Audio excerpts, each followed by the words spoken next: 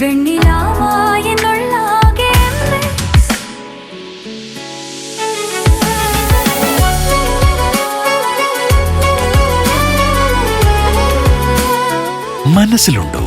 MXലുണ്ട്.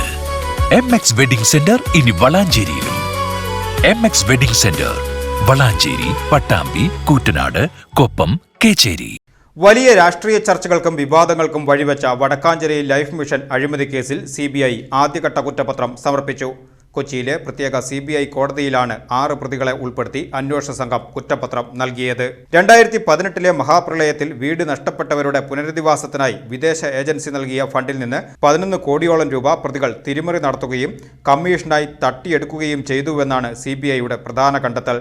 Unitac builders MD Santhosh ഈപ്പന്റെ കമ്പനിയായ സെയിൻ ventures, life mission, സ്വർണ്ണക്കടത്ത് case പ്രതികളായ സന്ദീപ് നായർ, സ്വപ്ന സുരേഷ്, മുൻ UAE consulate PRO PS Sarith എന്നിവരാണ് കുറ്റപത്രത്തിലുള്ളത്.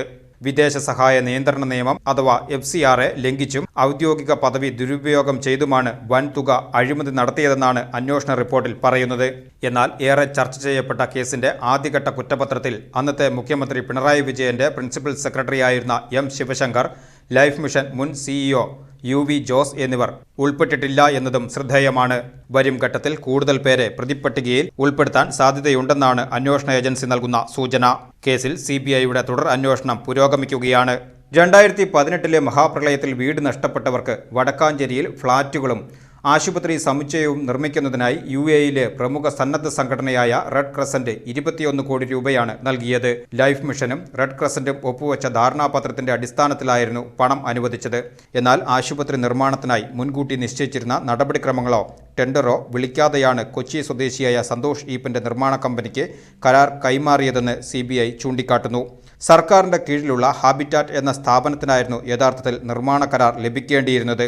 എന്നാൽ ഇതിൽ വൻ തിരിമറി നടത്തി ഹാബിറ്റാറ്റിനെ ഒഴിവാക്കി സന്തോഷ് ഈപ്പന്റെ യൂണിടാക്, സെയിൻ വെഞ്ചേഴ്സ് കമ്പനികൾക്ക് കരാർ നൽകുകയായിരുന്നു. റെഡ് ക്രസന്റ് നൽകിയ 21 കോടി രൂപയിൽ വലിയൊരു തുക വകമാറ്റിയെന്നാണ് അന്വേഷണ സംഘത്തിന്റെ കണ്ടെത്തൽ. പദ്ധതി നടപ്പിലാക്കാൻ ലൈഫ് മിഷൻ വഴി സൗകര്യം ഒരുക്കി നൽകിയതിന് സന്തോഷ് ഈപ്പൻ, സന്ദീപ്, സരിത്ത്, സ്വപ്ന എന്നിവരടങ്ങുന്ന സംഘം 4.5 കോടി രൂപ കമ്മീഷനായി തട്ടിയെടുത്തു. ഇതിനു പുറമെ നിർമ്മാണത്തിൽ ലാഭം എന്ന നിലയിൽ സന്തോഷ് ഈപ്പൻ വീണ്ടും 5 കോടി രൂപയോളം വകമാറ്റി ഉപയോഗിച്ചതായും കുറ്റപത്രത്തിൽ വ്യക്തമാക്കുന്നു. വിദേശ സംഭാവന നിയന്ത്രണ നിയമത്തിലെ വിവിധ വകുപ്പുകൾ പ്രകാരമാണ് പ്രതികൾക്കെതിരെ കേസെടുത്തിരിക്കുന്നത്. LDF സർക്കാരിന്റെ സ്വപ്ന പദ്ധതികളൊന്നായ ലൈഫ് മിഷനിൽ നടന്ന ഈ അഴിമതി വരും ദിവസങ്ങളിലും വലിയ രാഷ്ട്രീയ ചർച്ചകൾക്ക് വഴിയൊരുക്കും.